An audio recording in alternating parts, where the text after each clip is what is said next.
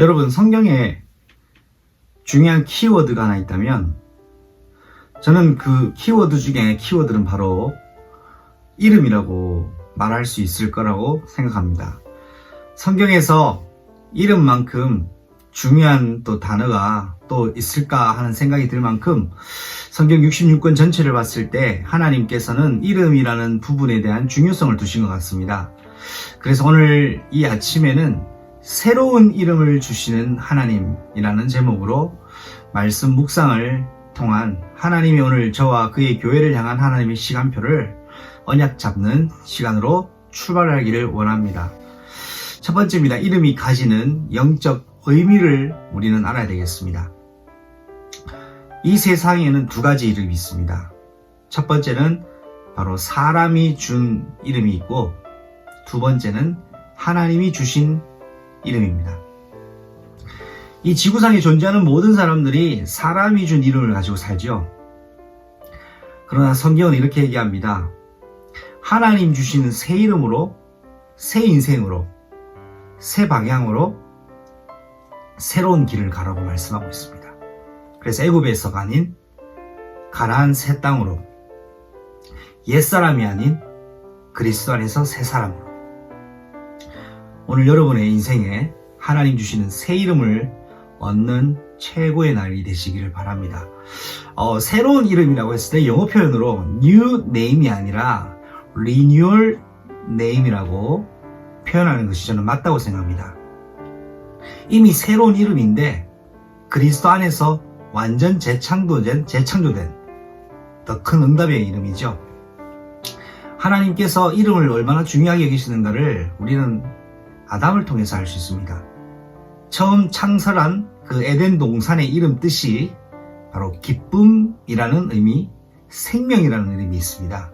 그 기쁨과 생명의 동산에 하나님은 아담을 창조하셨는데, 이 아담에게 제일 첫 번째로 준 임무가 여러분 무엇인지 아십니까? 농사 짓는 것이 아닙니다. 아담이 보는 모든 식물과 동물의 이름을 지어주는 일입니다. 이 이유가 뭔지를 아는 것이 중요합니다. 이름을 짓는 행위가 무엇을 의미하는지 아십니까? 원래 이름을 지을 수 있는 권한은 하나님밖에 없습니다. 이름을 짓는다는 것은 그것에 대한 물건의 소유주라는 의미가 포함되어 있기 때문이죠. 하나님이 아담을 지으시고 나서 뭐 하셨습니까? 이름을 아담이라고 지어주셨습니다. 그리고 아담이 창조된 이후에 아담에게 맡긴 일이 네가 보는 동물과 식물과 모든 지면에 네가 스스로 이름을 지으라고 합니다. 그 의미는 뭐냐? 이름 한번 지어보라는 의미가 아닌, 이 지구상 우주의 모든 것은 오늘부터 내가 아담에게 위임한다. 아담 너의 것이다 라고 하시는 것입니다.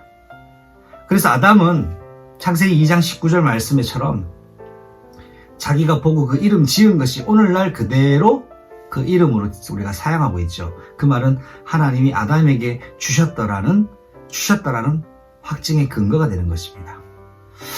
여러분, 교회가 교회되고 성전이 성전될 수 있는 근거가 어디 있다고 생각하십니까? 교회가 교회된다는 것은 바로 성령의 임재입니다. 성전이 성전될 수 있는 것은 바로 언약궤가 있느냐 없느냐입니다. 그럼 여러분, 언약궤가 뭐죠? 언약궤는 바로 예수 그리스도의 이름을 예표합니다. 언약궤 안에는 만나 담은 항아리, 아론의 쌍난 지팡이, 더불어서 모세가 받았던 십계명 돌판이 들어있습니다.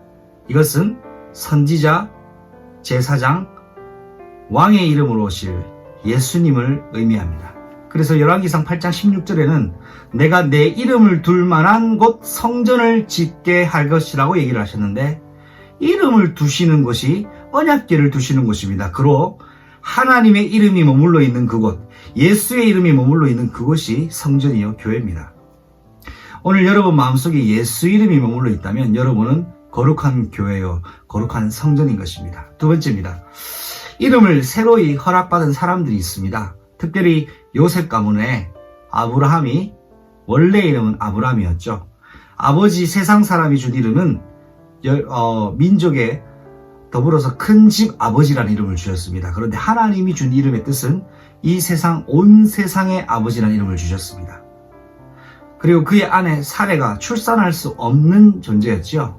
하나님은 사레를 사라로 이름을 바꿔주십니다.